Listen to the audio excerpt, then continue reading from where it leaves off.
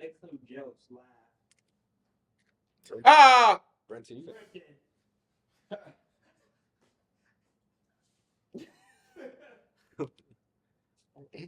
I did one of the two things she asked me.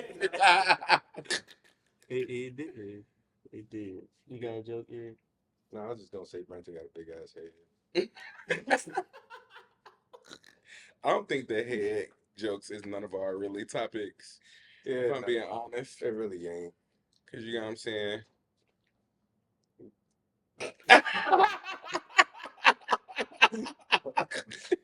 You know what I'm saying? That's like Yeah, and it's funny because I like my eggs organic. I like my eggs organic, like the brown eggs. yeah. I like Yeah. milk duds. Oh, damn.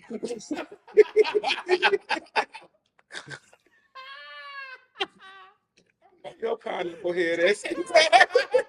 No, I just like No. like a little thumb. Right. You talking about me? Nah. Cause I know what a hot dog is. That's why. You seen the Proud Family movie? Oh No. no. That's messed up. Why should they like that? Why should they like that?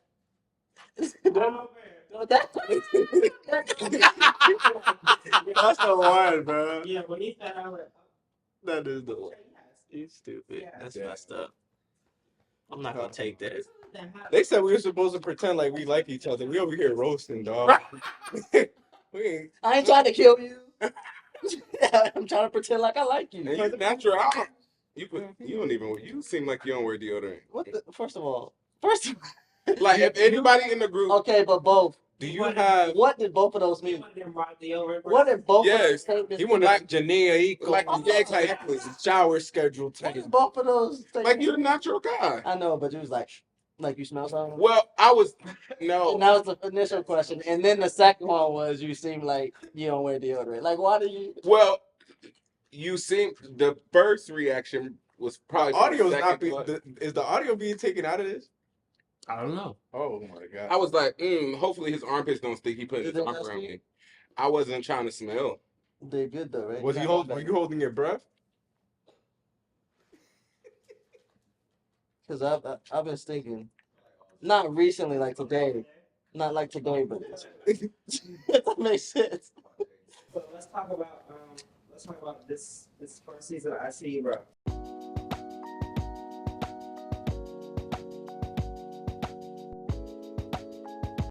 All of them. But nah, I like. I mean, I'll exclude the guest episodes because I think those are like. I don't know. It feels like a separate part of season one, and I feel like those took on like a life of their own. But I would say like just us, fatherhood because of how different everyone's upbringing was, and we got to see like it was multifaceted, and like our responses, our upbringing, a little bit of the traumas that brought, like you know what I'm saying, and how we were able to overcome just whatever it was that we experienced in fatherhood or like you know what I'm saying like with that topic. So I feel like that was like a very dynamic episode.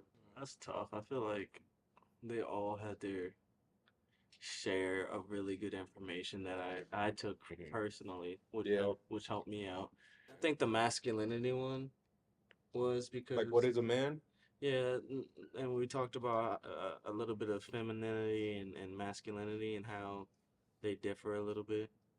Um, I think that because that's ever so prevalent today when I feel like a lot of the emasculation is happening in today's media and stuff. So Yeah. that kind of is like, you know, You know where I feel we probably felt the most comfortable though was the episode with Rob.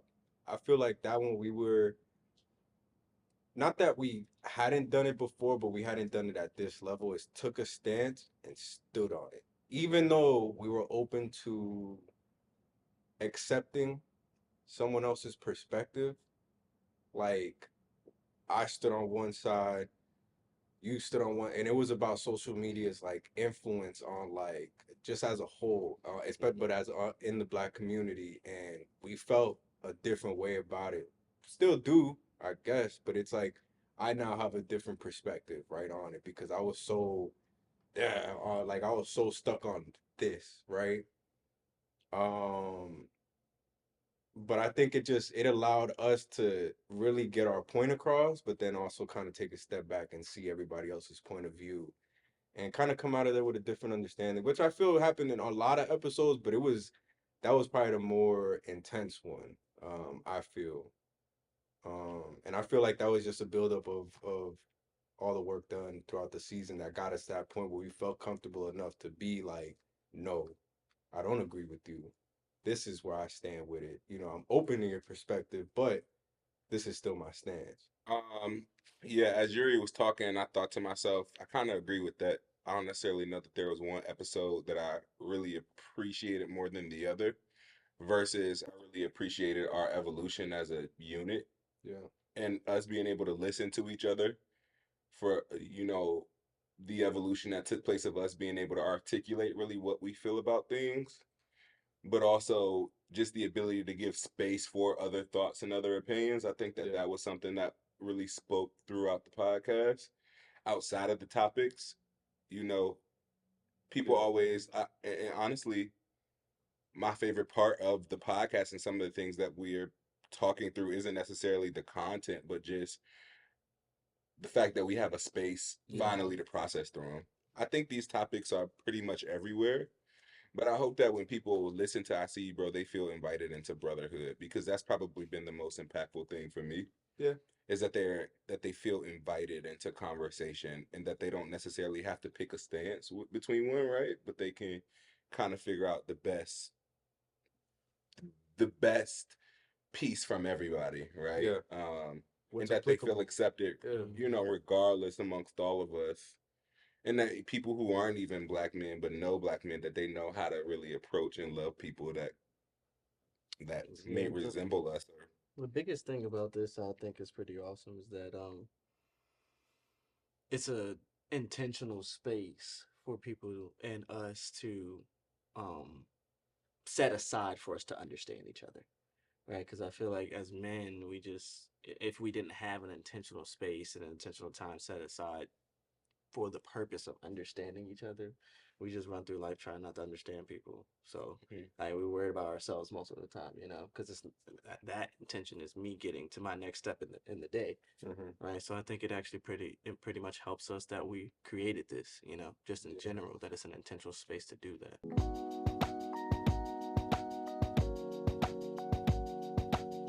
living that shit. Hmm. yeah. Knowing that, yeah, like knowing that. All right, like we talking this shit, but we can't just. We gotta like really grow. Like we can't just be out here talking about this Hmm. and there's no growth involved. Hmm. And two was just for me personally being that fucking vulnerable because I don't, you know what I'm saying? Yeah. Like, Yeah, I remember one of, like, after us recording one day and us having that conversation over at Taste. yeah, And that was a really, really hard conversation for me, just because it's like I'm sitting up here, we're talking about all of the pretty things and the hard things, but it's different to, like, actually live it out and then allow other people into that as yeah, well, Hmm. to see into the parts that you don't necessarily always share. And so that was really, really tough, because I think as black men, we don't, even now that we're so cool, it's sometimes hard to move in the freedom that's in the space yeah, because you're not used to it, right? yeah, And so, like, even allowing myself to be loved by you guys was a little hard, because I don't let that happen. yeah, I'm controlling that in the way that that flows. And so that's been really, really hard, but also very, like, liberating. So Hmm. thank y'all That's real. for for sure. the for that. It's been hard, and it's still hard because y'all get on my goddamn nerves. Yeah, I mean, to even express, Supposed to be. but to But that's what even, brotherhood is, yeah, right? Like, like to even, like even to the conversation we had the last time we were here, hmm right? Like, not like I said then, like not everybody even gets that side of me, like because if I love you, if I'm rocking with you, I'm rocking with you, right?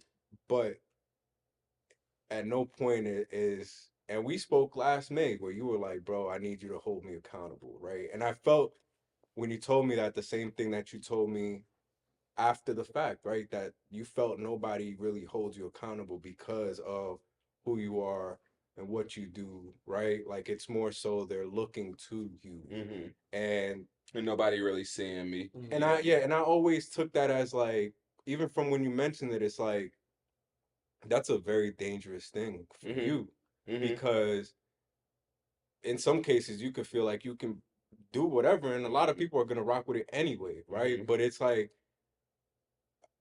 not that it's like I have to be some type of enforcer, but I have to call it as I see it when I do. Mm-hmm. And I'm always going to hold y'all to like a standard because y'all are great.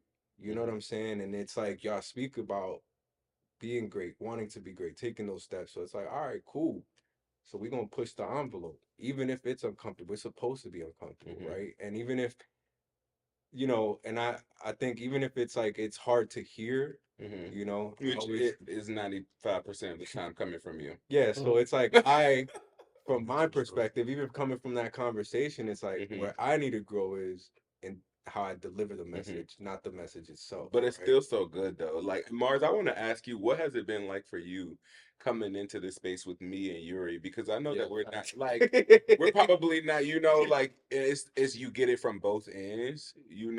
It's good to see people from on two different spectrums, right? So that way you feel Maybe just a lot. I'm learning, but I'm learning how to deal with, the more laid back and goofy and types like that even more than me. And then I'm learning to deal with people that are about their business, about their shit, holding people accountable and holding themselves to high standards, and then the people that they love as well. So I think all of it's beneficial. It's kind of like the way I was brought Hmm. up, right? Hmm. I spent half time with my mom, and then I spent the other half with my dad. Also, like, so So I know it's sometimes, like, beneficial for me. I know sometimes, I guess, like, that's why I love the way that we interact, and why we're so different in the space that we've created, because it gives space for everybody to find a space in it.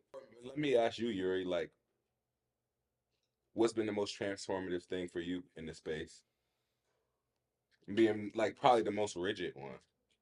Cause I think I had a problem with that immediately coming. I'm like, this nigga here. Yeah, I think just learning to soften up a bit, learning Yep. to enjoy the process without AJ. having to have 110% control of every single thing that's going on all the time. You know what I'm Mhm. saying? Like I was able to let go and just trust that anything can be done by anybody here and it's going to be done at a high magnitude, right? Like because we care about this. But I think that's been the most transformative thing for me is just like just learning to kind of let go and trust. I was going through a really, really tough time transitioning into like the season that I'm currently in, because I felt like I was dying, like things were dying off of me to get me strong enough and light enough to kind of walk in where I am now. Mm. And it was and I don't know that I would have made it through that season without y'all the way that I did, because I was like, I felt like I was dying inside. Y'all probably thought I was trying to be cool with my sunglasses on, but it's like, no, don't look at me, I'm gonna cry. Now I remember you saying that like you wore them for a reason. You know what Yeah, I'm saying? You I didn't was want to. struggling. Yeah, I feel like Tremaine, do you remember that? I remember you, I was walking inside and you were like, are you okay? And I'm like, no, I'm gonna die right now. um and like just even in those certain moments when y'all would ask me like, are you good? Like just deposit a little bit of life into me. So would thank you y'all. say like or you and Mars like would y'all say because I feel this way like it was a result of us putting in the work internally that we were speaking about with this and a little bit of just life itself or because I felt like it was a combination of the two, right? Life was preparing me for whatever that next chapter was, Hmm. and I'm Mhm. currently in that right now. But it was a lot of me having to hold myself even more accountable because of what I was speaking about too. So Mark, so I'll answer first. So I don't think it was that, because I think talent like comes to the best of us, right? Like I think being able to manufacture something is easy. I have a career of being able to put things together. But I'm very much in a place now where if my soul doesn't align with it, if my spirit doesn't align with it, I cannot create it. And so I don't necessarily know that it was by any of our talents or us holding ourselves accountable versus like this is truly what it looks like to be in alignment with what's taking place in your spirit and in your soul. Yeah. Um and so I didn't really have to keep myself accountable because like in the inside of me I desired to be in community. Like my desire was to be with y'all, to let people in my life that could breathe life into me. Yeah. You know, and for me that's kind of how I want to do everything in my life is I want those things to be able to breathe life into me where I don't have to make it or I got to hold myself accountable or I got to fight for it. That's why showing up so easy with y'all. Yeah. It's, you know, I don't feel that way sometimes showing up, but when I finally get here, I'll be good. I'll be good. Mine's a little bit of both of you guys is,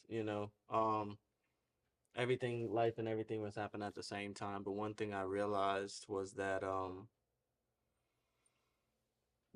everything in your life is, controlled by you, right? There's nothing that you can and should be able to blame on anybody else. Once I started creating my own circle Hmm. and realized you can create your own circle, I created my circle. I intentionally said I wanted to be around you guys. I intentionally um wanted, like you said, people that would speak life into what I wanted in my journey. So once I realized that and I was able to learn consistently with you guys as you guys learned, everything that I wanted intentionally took off with the intentional circle that I Hmm. created. Yeah. And that's really powerful. That was a really powerful thing for me to learn in this space. Yeah.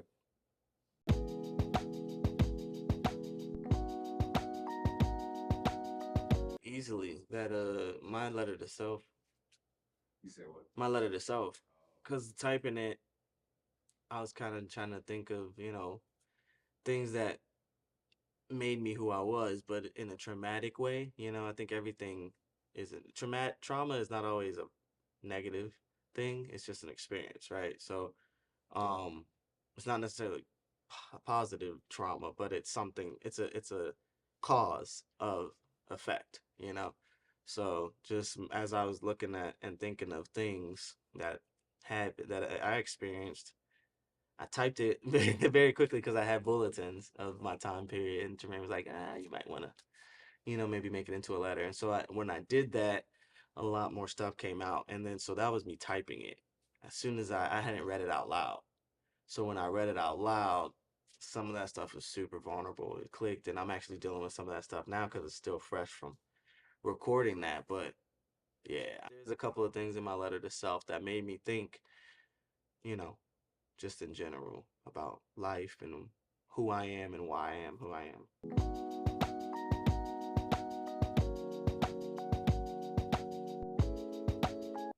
That if they don't already have it, that they can create it, and if they have it, that it just doesn't have to be surface level. Because I'm sure we've all had friends that we've known for years. We've considered them brothers, but when you sit back and think, you barely know them. They barely know you. You wouldn't trust them, or not that you wouldn't trust them, but there are certain things you wouldn't feel comfortable saying around them.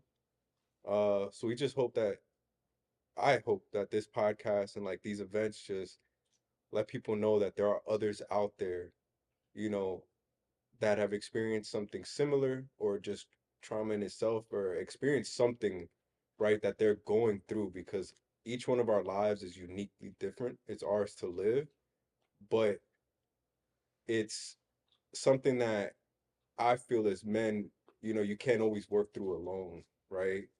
It's so much easier to work through those things when you have somebody else, right, that maybe can share their experiences, their point of view on how they got through something, right? And you just learn like each one teach one. Like I read like somewhere that men used to come together and just share ideas. Like men used to just get together and just share ideas. And that's essentially what we're doing here. We're sharing ideas, we're sharing experiences, and it's allowing us to grow from it, I feel, at a very quick pace. And I feel that's needed, right? That's a form of community. This is community, right? But just us taking it to another level and hosting these events, we were able to see so many people just relate to one another. There wasn't too many things that happened to one person that didn't happen to someone else in that room. You saw those head shakes when someone was explaining their trauma. It might not be the exact same, it might not look the same or have felt the exact same, but it was experience, right? And in knowing that, because men, we tend to isolate, we tend to feel like it's us against the world, we're alone in this shit, like, or whatever we're going through. I think it's important to know that we're not alone. Like, there are people out there, there's a community out there for them, you know, to go to express themselves, to grow, to reflect from, right? And we pride ourselves in saying, like, we're not here to give you the answers on what to do. We're just here to help start that conversation. And whatever that way that may bring, we hope is growth at the end of it. I'll say this, the only way to be in a community is to see other people, right? I feel like often a lot of people, like I just recently said about Brenton's point, was people don't want to see each other. They don't want to understand each other, right? So to create a community, you got to want to see somebody, you got to want to understand them, right? And so take time to want to understand people and want to understand to create a community or just be a part of a already created community. But just start understanding. That's what I see you bros all about, is just understanding. And you grow a lot faster with the need to want to understand other things, other cultures, other ideas, and other people. So Um, what do I hope people take from seeing brotherhood, seeing this brotherhood, and from the podcast? To Yuri's point, I hope people take away that there is space for them. Yeah. We live in a culture that says do it alone, get it out the mud by yourself. I'm self-made, and that is just probably not my that is not any of our realities. I think that's the biggest lie. Um, and so I think I hope that people take away that like that is false. I hope people take away that they are loved, because I think that's one thing that I had to fight through, is that like no, people actually no, y'all love me for genuinely who I am, nothing more, nothing less, right? Like you see me in this, like you don't have anything to lose or win, right? From loving me, right? And so I hope that when people see us, they take away inspiration and strength and courage, because I think the one thing that has like really stuck with me and that I've learned is that my vulnerability is actually strength. Mm-hmm. And that vulnerability has the impact to ripple beyond anything that I could possibly say or do or create. mm-hmm.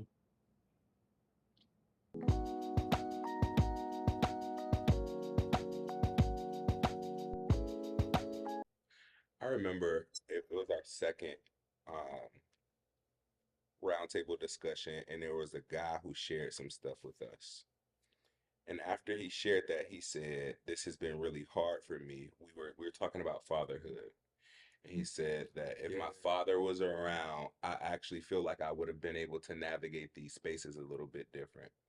This is new for me because most of my bullies have looked like you all. He said that Because he's like, it was hard for me to the come bullies here. Yeah. look just like you guys. And so it was the fact that we don't actually have to do anything. I felt like God was telling me, y'all don't have to actually do anything.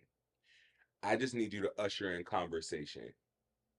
I don't need you to push the fold and be extra or put and take this on as pressure. We just need to simply have the conversation. And I think it was at that moment that I realized that we don't actually have to show up like we don't have to um do the most, but we Yeah. have to show up as genuine human beings, and like that's gonna make the biggest change. Um And so that stuck out, and it's been with me since like every round table. I remember that because it was like that room felt silent when he said that. Yeah.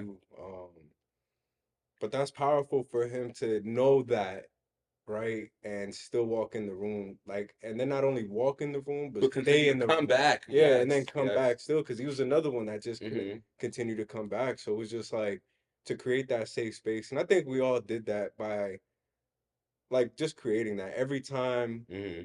walked in, we shook everybody's hand, we said hello to everybody, we welcomed them in, and then just kind of then we got into the shit, right? Hmm. But like we were able to like just share. But we lived that like real in real time. There have been conversations that I've had with each of y'all individually and collectively on camera and off camera that have really impacted the way that I have navigated certain situations, like past and present. Yeah.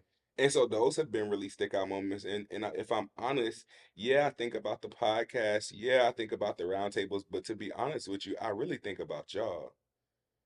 And that has been the most transformative part about all of this is that I go back to those conversations at the restaurants, and I'm grateful that I was able to share parts of me that like the world may not always see because I have somebody's like just solidarity. One of y'all have mentioned it before, like just the solidarity has the ability to terminate shame Mm-hmm. Yeah. and loneliness.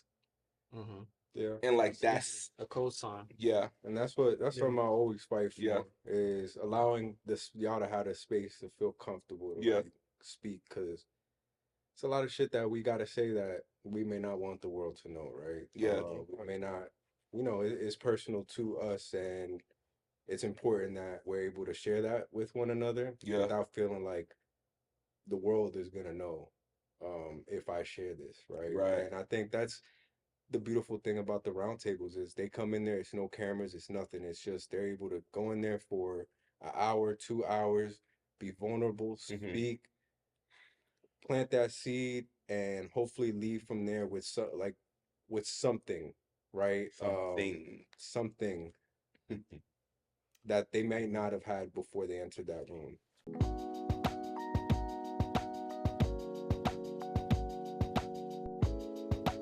Feel like I'm at the top of a roller coaster.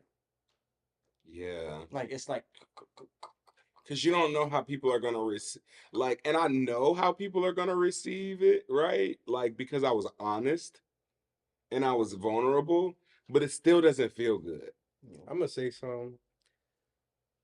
I don't even care about the You reception. already said fuck Oh, no, y'all. Not even that. It's like I just want to release it. I don't give a fuck. I feel Only because like a cloud. I know that we like we did it. Yeah. Right? Like we put that work in, we put the Yeah. repetition in, we grew from it. That's the biggest part. I don't give a shit about none of that stuff because of my journey through it. Yeah, like To it be was honest. like our journey individually, collectively, It's like I paid for therapy.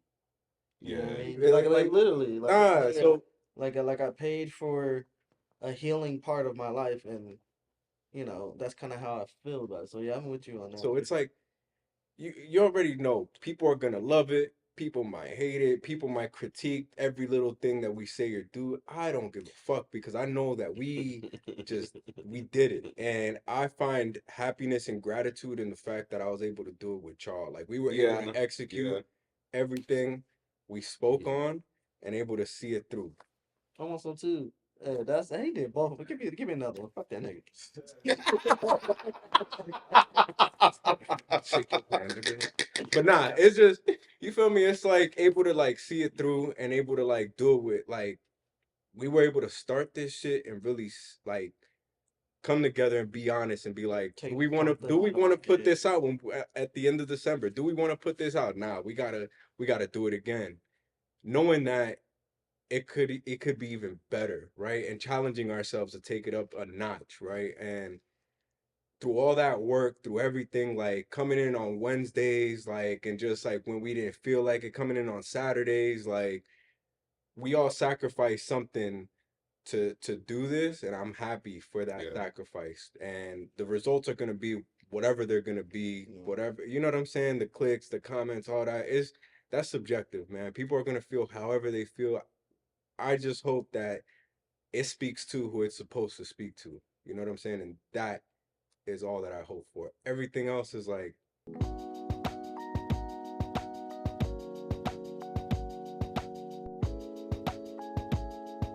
I think season 2 about to be fucking fire. Man, like that's probably I think I'm more excited than looking forward to more topics. To be honest, more Yeah. taboo topics that are just not talked about. Yeah. That I need growth in. yeah. I think that I'm most excited for us as individuals because we I don't want to say that we're the product, right? But like self Important. is important, right? Yeah. And so when, like I said, when I think about the podcast, I think of y'all. Like I think about all the things that we've talked about on the podcast and seeing those things come to fruition, right? And you talk about like, hey, where I see y'all, right? It's like, hey, in this next season, we're actually probably gonna be that, and you're gonna need to see us in a new. Yeah, we got. Oh no. something You know what I Oh mean? no. something totally different. You're like, yeah, nah. And so I see, like, I think I'm just excited for the growth for the individuals and all of us, and then when we bring it back together, because I can be confident in the fact that I know that y'all are there. There's work that I don't even see that's being done in your That's the homes, crazy right? part, Yeah. bro. And so it's like I know that when we record next season, that Mars is gonna be so much more confident, right?